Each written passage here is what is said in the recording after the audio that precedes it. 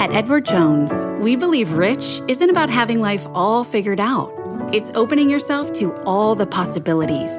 That's why your dedicated financial advisor provides long-term planning built around you, meeting you where you are, and helping you get closer to where you want to be. So no matter where you're starting from, you can move forward with confidence. The key to being rich is knowing what counts. Let's find your rich. Edward Jones, member SIPC. Freakonomics Radio is sponsored by Hotels.com. Hotels.com gives you access to hundreds of thousands of hotels worldwide. And when you join for free, you can save up to 20% instantly with member prices. Plus, every stay earns rewards. So when you book one trip, you're already lowering the cost of the next one. Hotels.com is simple, rewarding, and designed to help you get more out of every stay. Sign up for free and book today. Hotels.com. It's all in the name. Freakonomics Radio is sponsored by Amica. You know what they say, if you want to go fast, go alone. If you want to go far, go together. So go with Amica and get coverage from a mutual insurer that's built for their customers, one that looks after what's important to you together. Auto, home, life, and more, coverage that fits your unique needs. Amica helps you protect what matters most. Visit amica.com and get a quote today.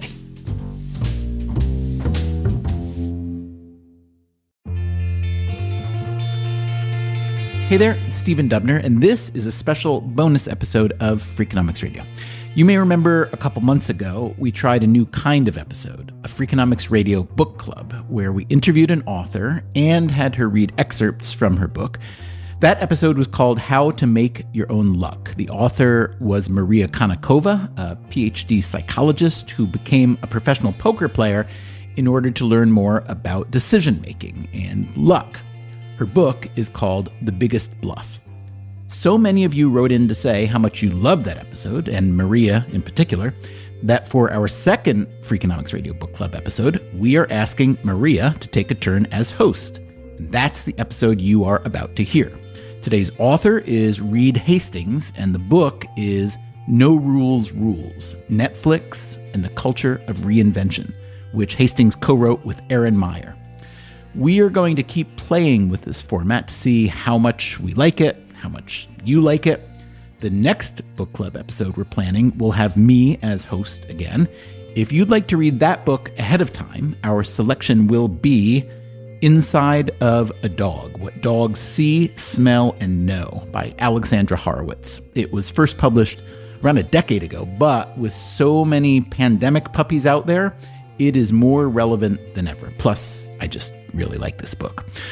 Also, if you want to send a dog question for Alexandra Horowitz, our email is radio@freakonomics.com. Use the subject line dog. If you want to send feedback on the episode you are about to hear, same email, radio@freakonomics.com, subject line Netflix.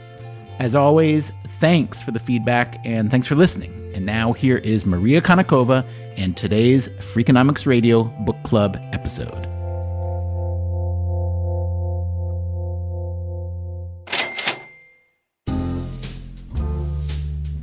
Everyone knows Netflix. Especially these days, it's our constant companion. It has 193 million subscribers in 190 countries, with roughly 38% of those from the United States and Canada.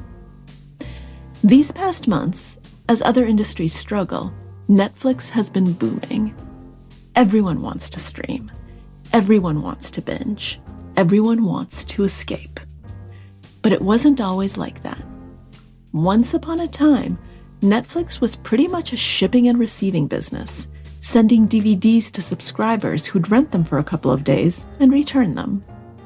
It was considered such a crazy business idea that the movie rental giant Blockbuster, yes, the Blockbuster that declared bankruptcy in 2010, didn't want to buy it. When Netflix went public in 2002, it had just 600,000 subscribers, and the fledgling company was losing money. Today, it has some 8,600 employees and a market cap of $228 billion. So how did we get from there to here? Where did Netflix come from? And how was it able to thrive? I'm Maria Konnikova, and this is the Freakonomics Radio Book Club. Today, join me in a deep dive into No Rules Rules, Netflix and the Culture of Reinvention, the new book from Netflix co-founder Reed Hastings and noted business professor Erin Meyer. The book is not so much an autobiography of Hastings, or even Netflix's origin story.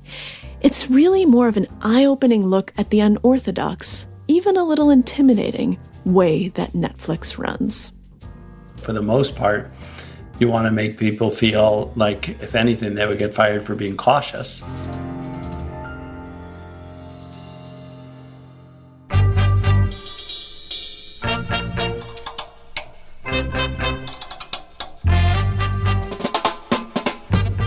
From Stitcher and Dubner Productions, this is Freakonomics Radio, the podcast that explores the hidden side of everything, with today's special guest host, Maria Konnikova.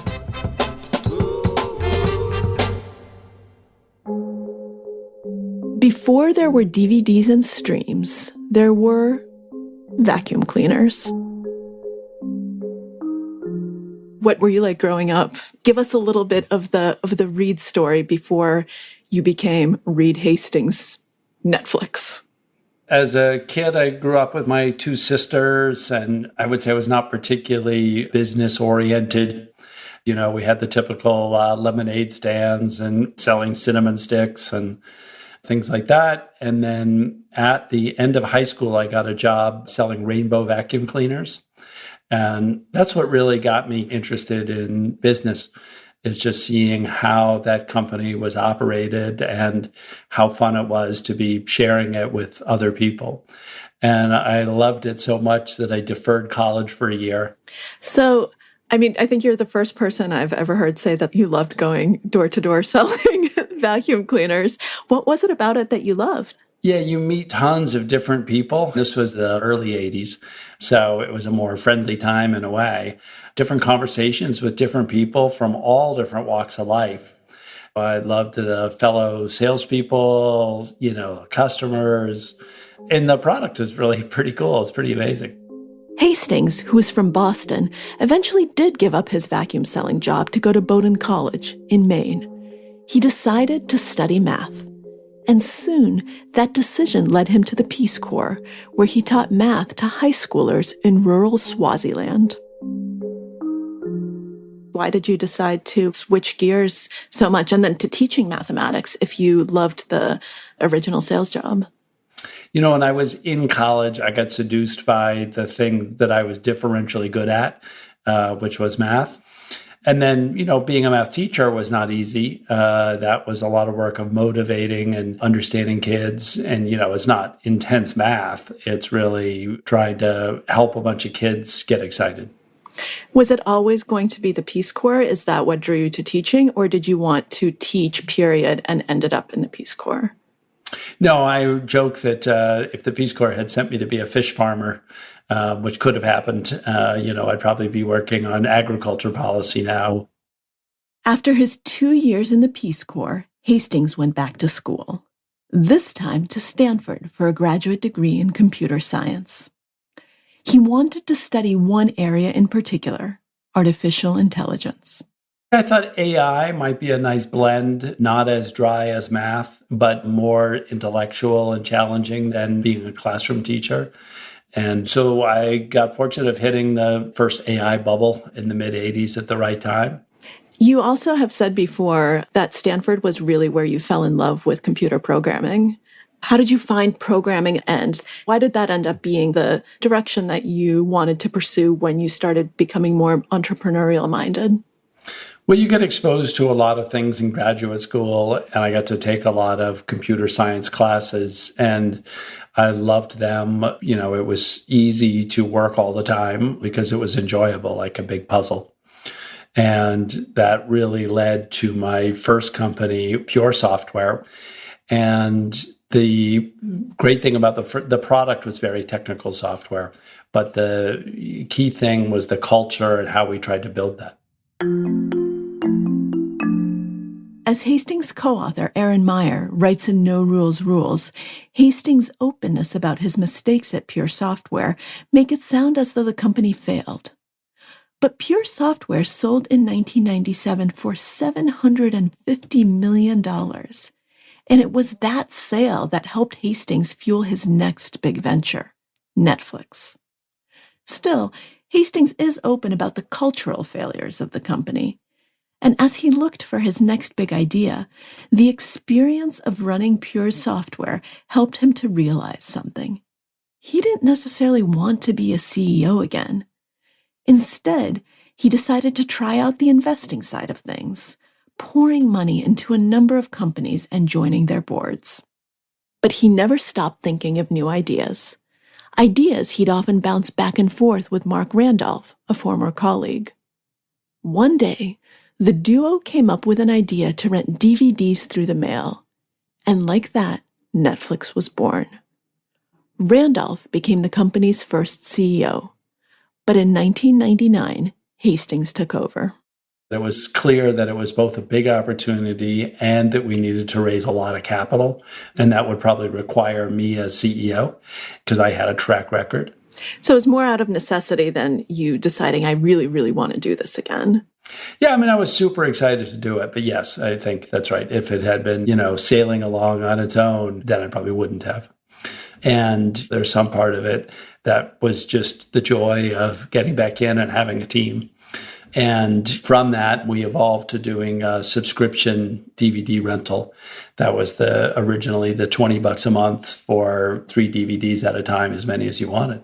So you guys went back and forth for a while with different ideas. What was it about this one that actually seemed to stick and that made you actually decide, hey, let me mail this DVD to myself and see if it's actually going to arrive? And why did you decide after you saw that it was feasible that this was the one? We weren't sure that it was the one. Every new business has a bunch of risk around it. DVD was very lightweight, so it was easy to mail compared to its predecessor, the VHS cassette. So it opened a new opportunity. And at the time, Amazon was shipping lots of goods, and it was clear that this was a big opportunity. And then eventually we wanted to be able to stream the content. And we thought, okay, if we can build, a great user interface and build a subscriber base, then we should be able to migrate from shipping DVDs to streaming, which, took us 10 years to start, or close to 10 years, started in 2007. And now we're close to 200 million streaming, and we've got just under 2 million DVDs. So it's almost 100-to-1 difference today. Could someone else have founded Netflix? Yeah, I think Blockbuster could have done, they were big on renting first VHS and then DVD. And certainly other people would have done streaming without Netflix. So was streaming something you had in mind before you founded Netflix? Did you see this as somewhere that the market was eventually going to go?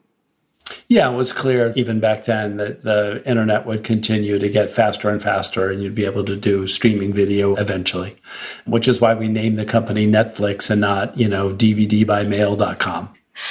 Well, clear to you, but you recount talking to Blockbuster, and it was certainly not clear to the whole industry that streaming was the future. That is true. If you grow up doing stores, and Blockbuster was really, really good at stores, you become very specialized about that.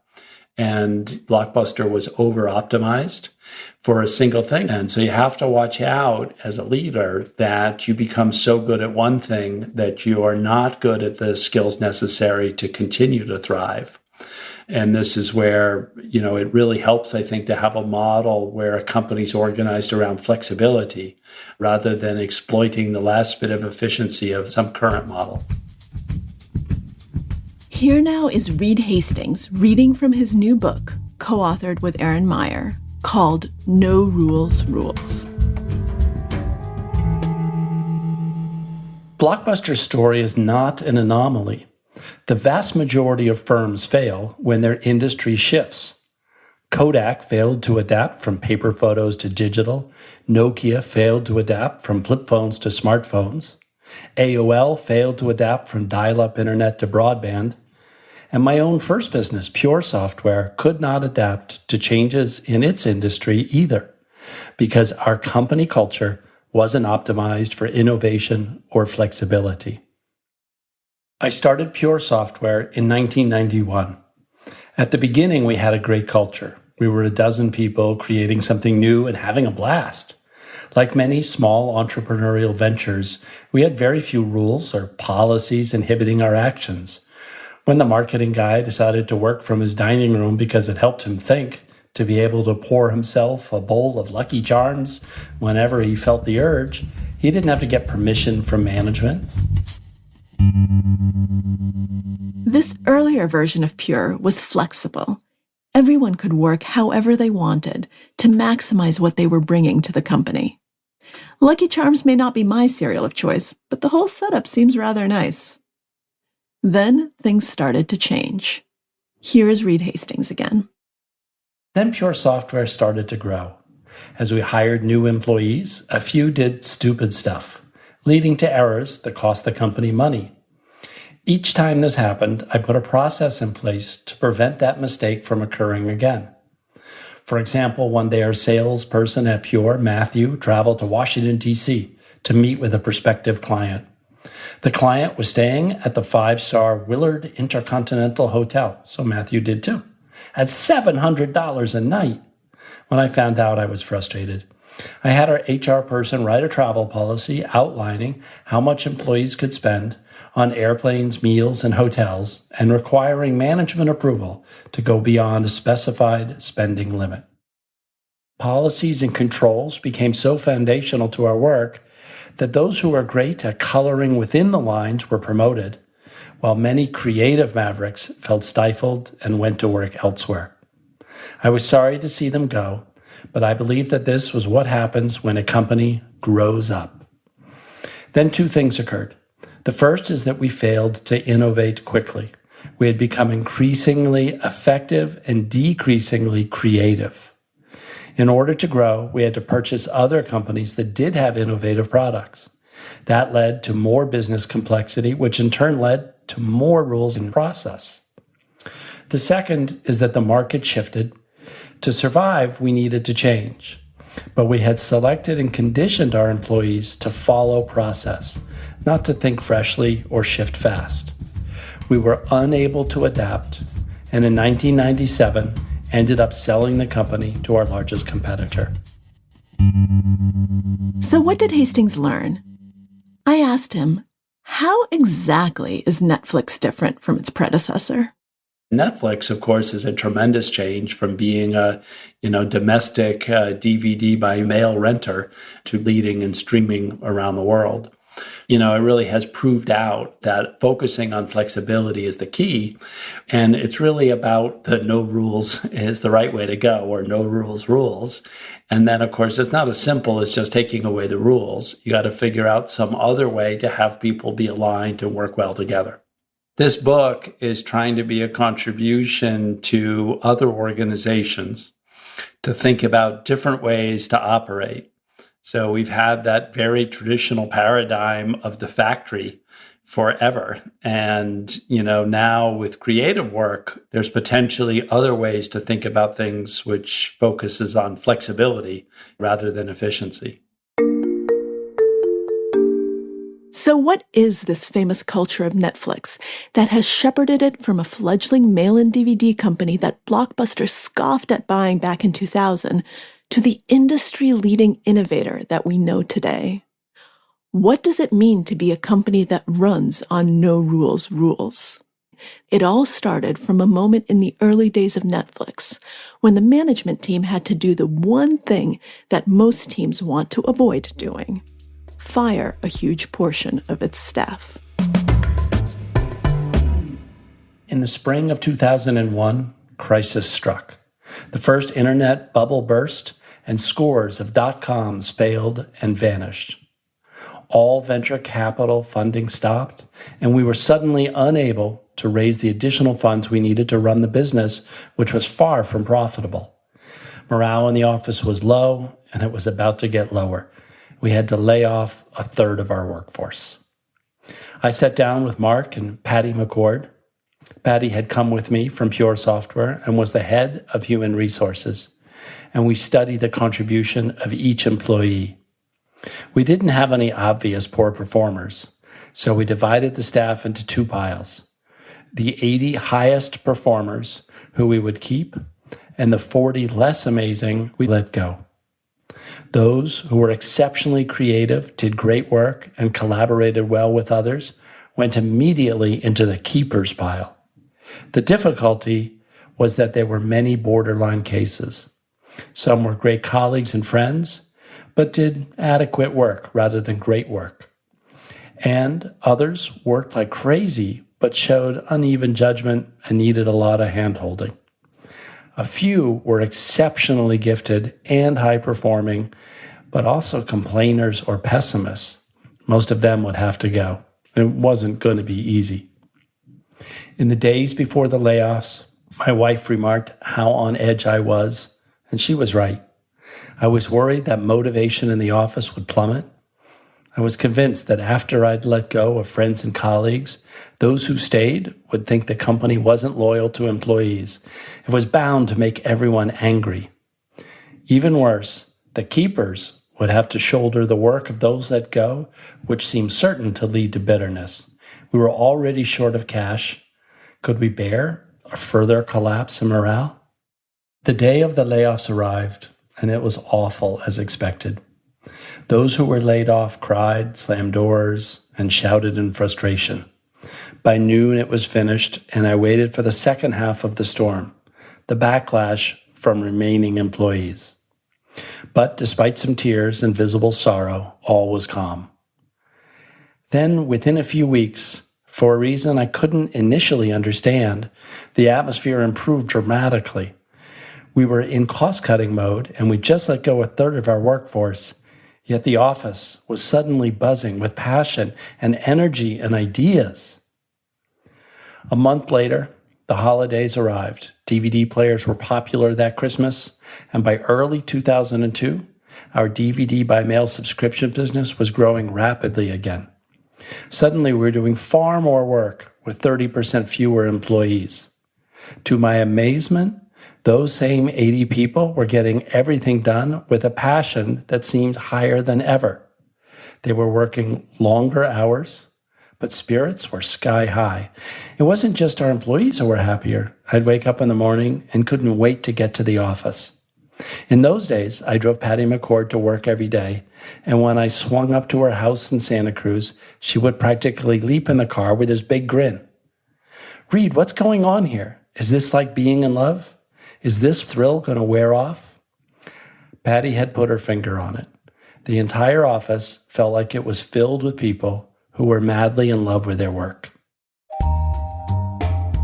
For Reed Hastings, talent density is the key first step to being able to let go of traditional rule structures.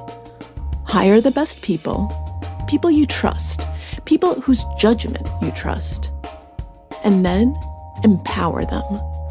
Don't tell them what they can and can't do. Let them decide for themselves. But talent can't come with baggage. I was struck by a phrase that you use, that you have a policy of not hiring any brilliant jerks. I would love for you to talk a little bit more about that, because I think that we live in a culture where people do tend to admire brilliant jerks. And so what if they're a jerk? Well, we're very big on teamwork and working well in groups to be able to accomplish things. And the problem with the jerk is they're very hard to work with. And so we feel like it's a better model to require, personal responsibility and respect, and to have good team relations as a mandatory aspect. So you have to be both talented and good at teamwork. And most people want to be good team players. We're social human beings. So sometimes they just haven't had the right schooling or instruction on effective team behavior. But ultimately, we don't tolerate the jerks, brilliant or not. What about if they're content creators? What about if they're one of the hottest showrunners in the business? Yeah, I'm sure on the fringes, both with creative people and also non-creative, I'm sure there's some jerkiness that we have to deal with. But as a whole, what we want to do is have our employees work really well with each other, to be able to be very honest with each other, including honest with me, and to incent behaviors that help us navigate a very rapidly changing entertainment landscape. It's not just about hiring the right sorts of people, of course, and making sure to maintain the right sort of environment. It's also about how you empower those people once you get them to come on board. And one of the key tenets of Netflix is to get rid of the normal controls you'd come to expect in a corporate environment. Things like expense reports, approvals for big spending decisions, vacation policies. The idea is to entrust every employee to decide for themselves. Netflix isn't a hierarchy in the typical sense of the word. Instead, Reed Hastings thinks of it as a tree, but not in the way you might think. In a tree, the trunk is supporting all the branches, which do all the work, the leaves, the photosynthesis, the nutrients. And so we look at our leadership team as the trunk supporting all of the real work, rather than being at the top of an organization, sort of like the king.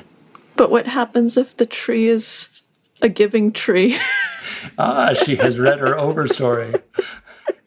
Let's remember that the giving tree, doesn't it, just before it dies, it puts all the nutrients back into the roots? It does. It does. Right? Yeah, okay. Well, hopefully we last as long as a sequoia. We'll see. In the meantime, a tree has inbuilt mechanisms for coordinating its activities: photosynthesis, growth, nutrient exchange. As much as Netflix may be a tree in spirit, in reality, it's not a living, interconnected organism.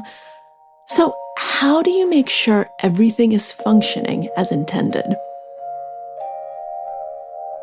Something that I got very nervous about very early in your book was the element of no rules rules, where you don't have vacation policies and you don't have this policy and you don't have that policy. I'd feel like I can't take vacation if there are no vacation days. And I know that you model behavior, obviously, but how do you prevent people from burning out because they want to excel and they love their jobs, so they want to keep going? Sure, the vacation policy is one specific thing, but it's illustrative of the broader structure of the book, which is Aaron goes in as the critic, kind of channeling the reader. It says, wait a minute. Erin is, again, Erin Meyer, Hastings' co-author. For the book, she conducted over 200 interviews with current and former Netflix employees to learn about the company's culture. Her voice offers an outside perspective on the good and bad of Netflix's culture.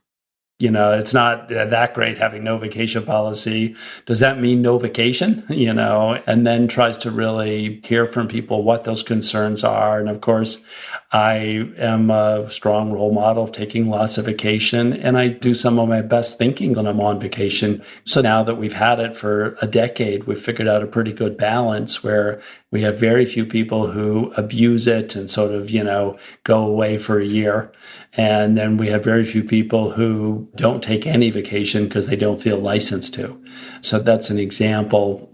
The number of hours that you work in a day is also not formally regulated. People get an approximate social understanding, and that seems to work pretty well. That social understanding is another key element of the culture you find in the Netflix offices, one where context is set from above, where leaders lead through their own behaviors so that people can get a sense of expectations. It's the opposite of do as I say, not as I do. They don't actually say anything. They just do. And they expect others to do the same. You don't set explicit regulations. Instead, you instill an ethos where the norms of behavior of the company are clear, and you trust your people to follow those norms. Hastings offers up a hypothetical example of how someone at Netflix might guide an employee to, say, conceptualize an ad highlighting Netflix's bingeable quality, and how easily that guidance can go awry. Control is when you tell someone specifically to do something. Let's cancel that advertisement. That makes us look bad. And then context would be, you know, we're generally trying to connect with consumers. What is making us do this advertisement, and really trying to understand what the motivation is. And then if the person says, well, you keep talking how we want to be must-see TV, kind of essential viewing. And so that's how I came up with this addiction advertisement. And then you can see, okay, I can see that the context that I set, which is we want to be seen as essential, wasn't specific enough. And instead, we want to be seen as a part of everyday life, but not generating, addictive behaviors. And that I needed to improve the context. And thus, by improving the context, it would probably have good application in many other parts of the business, in addition to, say, this group doing the advertising.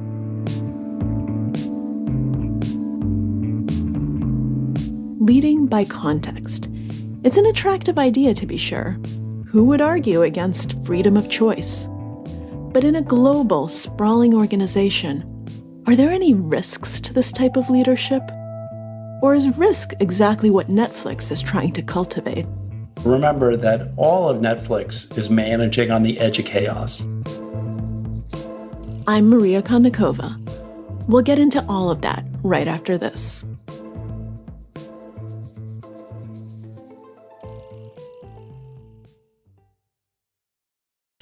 Freakonomics Radio is sponsored by Angie. Angie's been connecting homeowners with skilled pros for over 30 years, and they've made it easier than ever to tackle home projects. Their nationwide network has experts in everything from plumbing and landscaping to roofing, remodels, and more.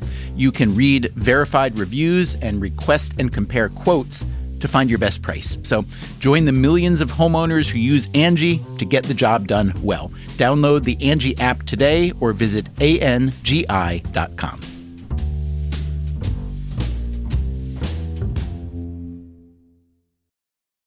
Freakonomics Radio is sponsored by Ozempic. Innovation happens through rethinking what's possible, and when it comes to GLP-1s, Ozempic pill does just that. Learn more about Ozempic semaglutide tablets, 4 and 9 milligrams, by calling 1-833-OZEMPIC or visit Ozempic.com to view the medication guide and ask your doctor what's possible with FDA-approved Ozempic pill.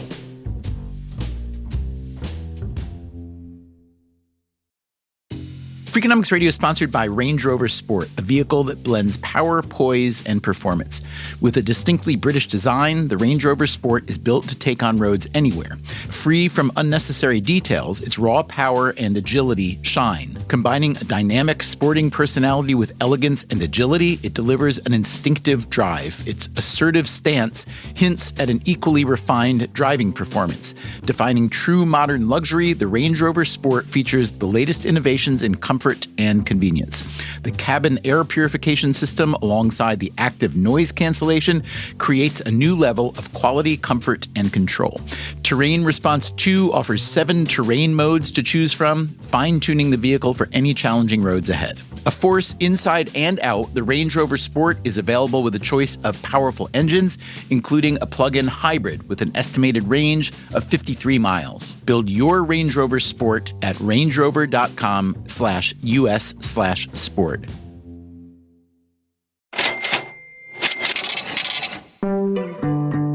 Today, we're talking with Reed Hastings, co-founder and now co-CEO of Netflix.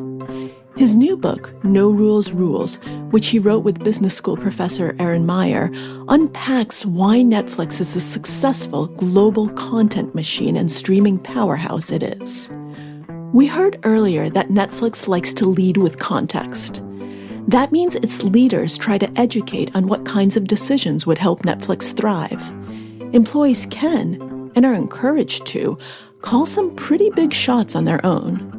For instance, content buyers can pull the trigger on multi-million-dollar movie or documentary deals without a supervisor's approval. But leading by context only works in certain types of corporate structures. It's hard to imagine, say, a hospital running without specific protocols in place. If everything has to be coordinated by the minute, you need clear rules and regulations. And so Netflix is deliberate about how it sets up its organizational structure.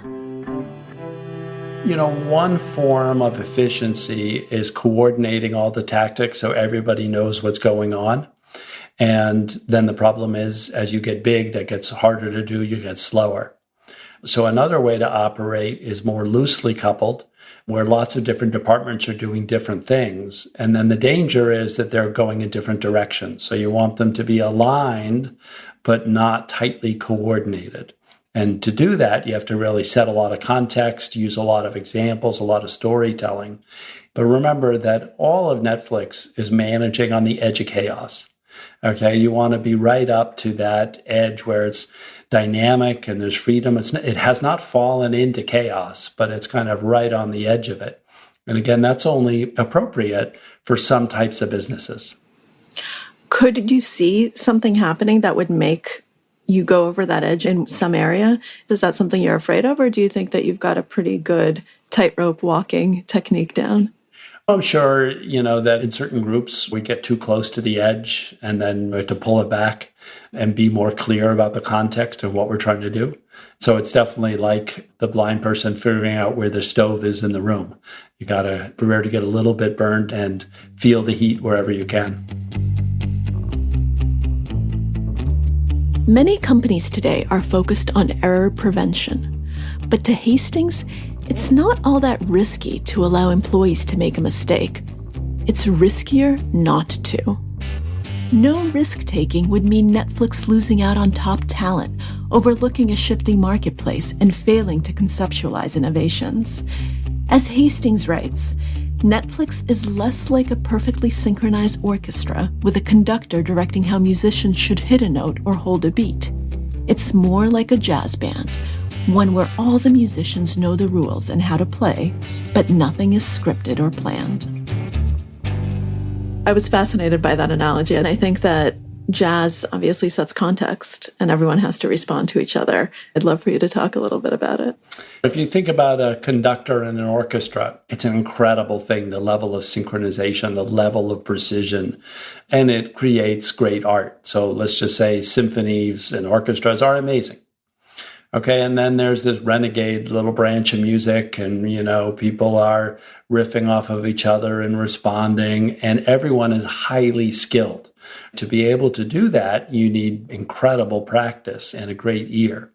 And we model ourselves more on that. It's less on top-down precision. It's less on efficiency and order and synchronization.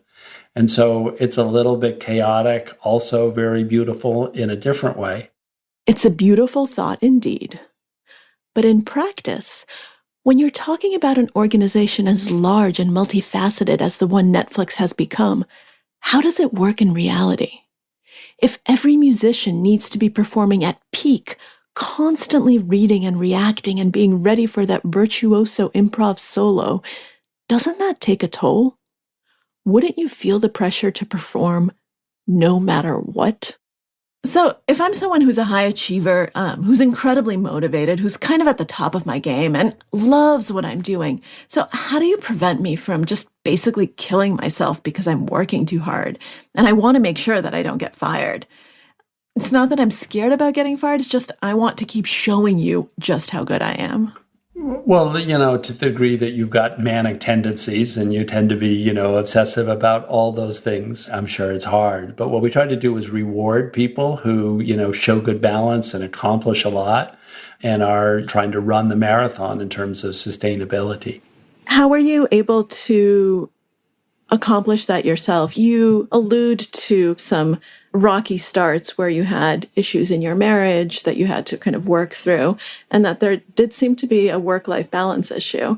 Yeah, these were all the stories from my first company, Pure Software, where there are a lot of things that didn't go right, both in my family life and in work life. And it was out of some of those painful lessons that we really started thinking about the culture at Netflix. And in so many ways, what this book is all the things I wish I knew when I had started that first company, and about the importance of being direct and honest in a professional setting.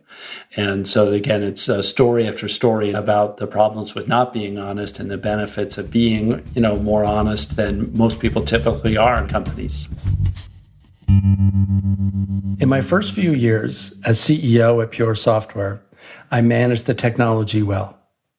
But I was still pretty miserable at the people part of leadership. I was conflict avoidant. People would become upset if I addressed them directly with a problem. So I tried to work around issues when they came up. I traced this personality trait back to my childhood. When I was a kid, my parents were supportive, but we didn't talk about emotions in our house. I didn't want to upset anyone, so I avoided difficult topics. Without much thought, I carried this attitude over into my work. At Pure Software, for example, we had a very thoughtful senior leader named Aki, who I felt was taking too long developing a product. I got frustrated and upset, but instead of talking with Aki, I went outside the company and struck a deal with another set of engineers to get the project going. When Aki learned what I'd done, he was furious. He came at me and said, "You're upset with me, but you go around my back instead of just telling me how you feel?" Aki was dead right. The way I'd handled the situation was terrible, but I didn't know how to openly talk about my fears. The same problem affected my personal life. By the time Pure went public in 1995, my wife and I had been married for 4 years, and we had one young daughter. It was the pinnacle of my professional life, but I didn't know how to be a good spouse. The next year, when Pure acquired another company 3,000 miles away, it got harder. I spent half of each week away, but when my wife expressed her frustration, I would defend myself, saying that everything I did was for the good of the family. When friends would ask her, "Aren't you excited about Reed's success?" she wanted to cry. She was distant from me, and I was resentful of her. The problem turned around when we started going to a marriage counselor. He got each of us to talk about our resentments. I began to see our relationship through my wife's eyes. She didn't care about money. She'd met me in 1986 at a party for returned Peace Corps volunteers and had fallen in love with a guy who had just spent 2 years teaching in Swaziland. Now she found herself hitched to a guy obsessed with business success. What was there for her to be excited about? Giving and receiving transparent feedback helped so much. I saw I'd been lying to her. When I would say things like, "Family is the most important thing to me," I've been missing dinners at home and working all hours of the night. And now I see that my words were worse than platitudes. They'd been lies. We have both learned what we could do to be better partners, and our marriage came back to life. We've been married now for 29 years and have 2 grown kids. Afterward, I tried to take the same commitment to being honest back to the office. I began encouraging everyone to say exactly what they really thought, but with positive intent, not to attack or injure anyone, but to get the feelings, opinions, and feedback out on the table where they could be dealt with. As we began giving increasing amounts of candid feedback to each other, I saw that getting feedback had an additional benefit. It pushed the performance of the office to new levels. Feedback is crucial in the world of Netflix. You're expected to not just receive it with a smile, but be ready to give it at any point. To everyone, your subordinates, your superiors, maybe even someone you don't work with directly. It can seem intimidating to an outsider like me, almost cult-like. But it comes from a place of personal experience. Because Hastings has made mistakes. One, perhaps the single largest mistake in Netflix corporate history. In September 2011, after Netflix's streaming service had gained its foothold, the company announced that it would spin off its DVD service into a platform called Quickster. The idea proved extremely unpopular, and Netflix pulled the plug on the concept shortly after the announcement. It's interesting that even in a culture that's as open as yours, it seems that you've still been evolving, because there have been moments where in retrospect people said they wish they had spoken up and they didn't, like Quickster. Well, we're constantly evolving. I mean, I tell new employees that, sometimes they get asked, how are we going to preserve the culture as we grow?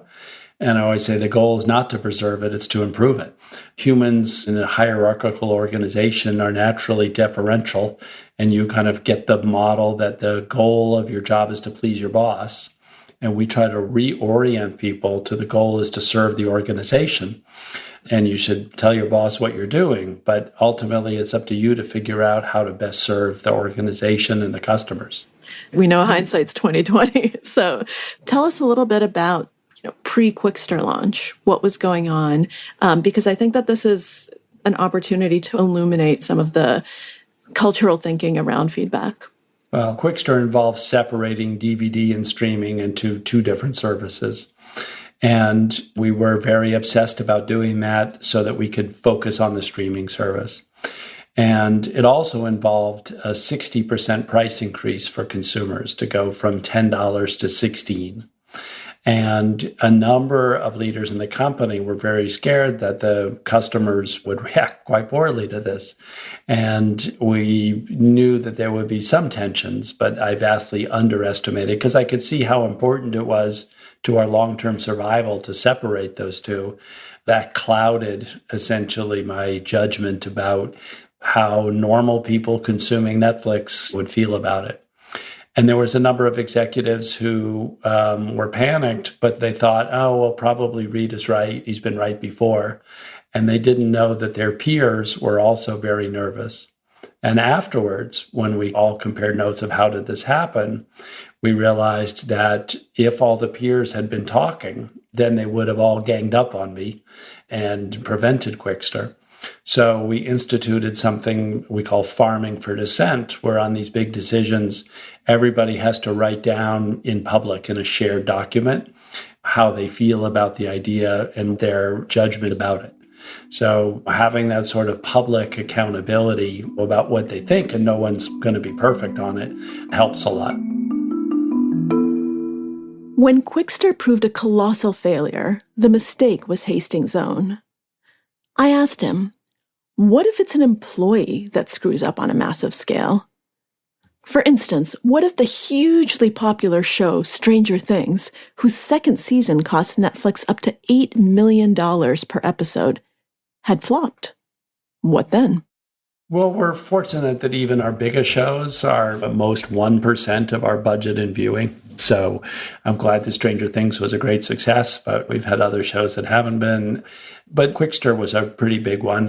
If you want to judge by the stock market, which is just one test, I think our stock went down 75% over that year. So that was a pretty big one. It's one thing to say you'd never hold someone responsible and you won't get fired for failing. But if I worked at Netflix, I might think, well, maybe I will get fired if it's a big enough failure, if I actually screw up enough. Well, that's probably true. To the degree that it was a big enough failure, you'd have to question, why were we choosing to have you still do that thing? But you're not going to support a lot of innovation if you do that very often. So for the most part, you want to make people feel like, if anything, they would get fired for being cautious. But again, avoiding firing is not very motivating. We really want to work on the inspiration and how can you make a real contribution. And yes, just like when you're a professional athlete, you could get injured on any game. But if you spend your time and energy focusing on what if I get injured, you're never going to play your best. So you have to play light and you have to will yourself to not think about those injuries, even though they can happen. So think of it more like that. We're trying to draw out the best performance in people so they can play epic games. Epic games.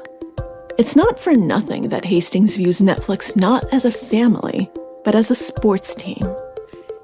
Each position should be filled by the best athlete, and everyone has to be the best. It's a tough ask, especially when your team goes from regulation-sized to spanning the globe. How does it change running a company that's the underdog to running a company that's actually the leader and the darling and the one that everyone looks to? You got to be a little more careful. You got to be a better role model, be more consistent when you're, we're not quite the leader. YouTube is about 7 times as much viewing as us. But, we're in the top 5. So your point is valid, which is we're one of the leaders. So we really try to think through, how do we help each culture have a voice? And so thinking about how are we genuinely good for Mexican storytelling and how do we find great Mexican stories to share with the world, or Spanish, or Korean. That's not the only thing a leader like Netflix needs to think about. Companies need to plan for extreme circumstances. But if nothing else, the present moment has illustrated the limits of any future planning. COVID, of course, has been a boon, at least for now, for the streaming services. But it made me wonder how Netflix would handle a change of a similar scale that was not actually conducive to its core business. We've been very fortunate during COVID that people are staying at home watching entertainment, and so our business has grown faster than ever. So it's more the challenge of hiring than any other challenge. I recognize that COVID is not the best example in the sense that Netflix is growing right now, but your job is to see those things potentially. So given that your culture really is so talent dense, how do you go about dealing with that if you do have to actually contract? Well, it's, very hypothetical. We went public at 200 people about 20 years ago, and now we're about 8,000. So negative things can happen, and you have to deal with unforeseen circumstances. The basic thing that we're trying to get through is investing in the human capacity, not so much in rules, but in good judgment. And that makes people a little nervous because it's not necessarily objective. And I say, no, judgment's not objective. Judgment is judgment. And so it's leaning into judgment and developing the people. And then they can handle either very rapid growth or potentially shrinkage or various competitors or new opportunities. So how does COVID actually affect that culture-wise? The fact that you can't travel anymore, the fact that so much of the Netflix culture is about communication and feedback and all of these interactions. I can only imagine that it's more difficult to replicate that in a Zoom environment than it would be for businesses with slightly different cultures. Well, COVID is a, huge and terrible thing. But again, organizationally, we're really set up to adjust to challenges and opportunities. And so as an example, in that first weekend, we moved hundreds of workstations into people's homes that are animators who, produce animated feature films. And I didn't even know about it. And, I got told about it about a week later. What about the original content with all of the shutdowns? We're fortunate to be back to producing and filming in Europe, in Asia, and little bits in the US, but it's still got a ways to go. But we're running full ahead in Europe, which is great for us. Great. I think a lot of people will be very happy to hear that, who are scared that there will be no new television to watch because nothing is getting filmed. The Crown is coming this winter, so everyone will get their fix. But maybe this can also serve as a time of reflection. Huge changes can happen in a heartbeat. You can't plan for them, but can you react to them? And this is just as important a question to ask. Do you want to react to them? Or do these changes herald a market shift so profound that you want no part in it? What if it's the kind of shift that inspired Hastings to take a chance on an idea no one wanted a part of, not even Blockbuster? Are you still feeling that inspiration? Yeah, for me, we're just beginning. We're strong in the US, but we're so small around the world. And we just have an incredible opportunity to share stories. And we want to have entertainment really bring people together and connect and, see each other in all kinds of ways, not only between countries, but also between social classes, between genders, between races. And entertainment can play such a positive role in all of that. What do you see as new opportunities? First was the transition from DVD to streaming. Then we had the transition to Netflix original content. Do you see that being the future? Well, the big thing we're working on is succeeding around the world like we have in the US. So we want to be as good at German content as we are at American content and as good at Brazilian content and Korean. And that's a long work in progress. So we're investing a lot there. How do you make sure that you don't miss the next opportunity? And do you feel confident that you will be in a position to just completely change gears if need be? It depends, I guess, on what the substitute is. So if the substitute is other digital phenomena, video gaming, or, some kinds of phone interaction or AR or VR, then we'll probably do fine because that will also cross-integrate with like great television stories, movies, and series. To the degree that the substitute is everybody's meditating, and then they don't bother with entertainment anymore, then that's a radically different proposition. And typically companies have a hard time with that. Like Kodak might have been able to produce digital cameras, but were they ever going to become Instagram? Not really, because the substitute for Kodak was so radically different in Instagram as a way of sharing memories and photos that they probably had no hope. So again, it depends on what the innovation is. With Netflix, I hope to promote flexibility, employee freedom, and innovation instead of error prevention and rule adherence.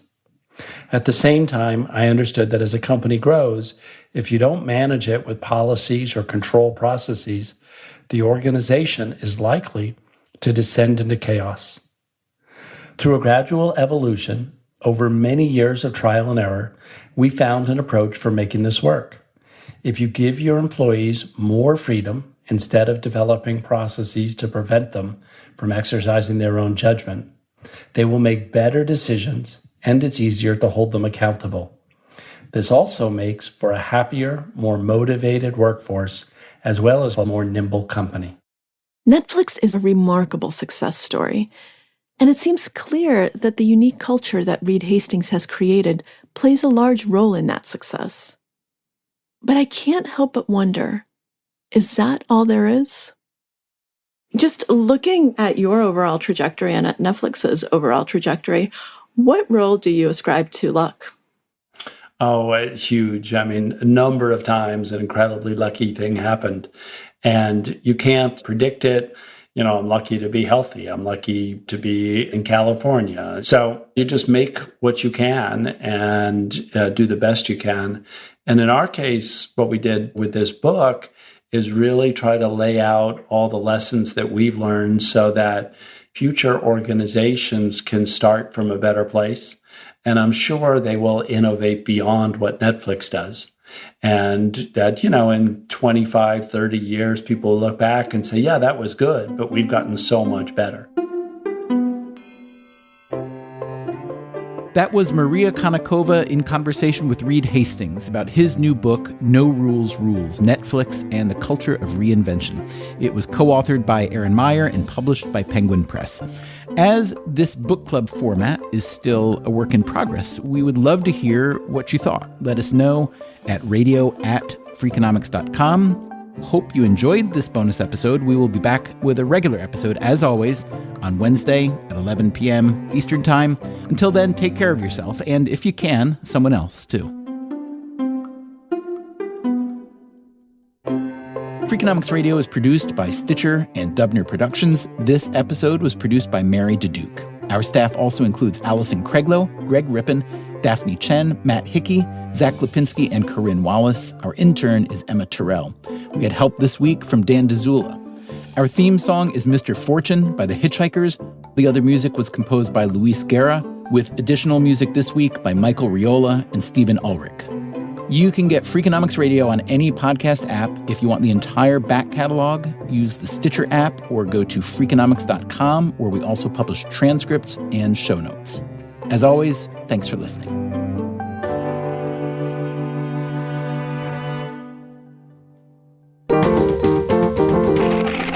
Stitcher. Freakonomics Radio is sponsored by Ozempic. Innovation happens through rethinking what's possible, and when it comes to GLP-1s, Ozempic pill does just that. Learn more about Ozempic semaglutide tablets, 4 and 9 milligrams, by calling 1-833-OZEMPIC or visit Ozempic.com to view the medication guide and ask your doctor what's possible with FDA-approved Ozempic pill.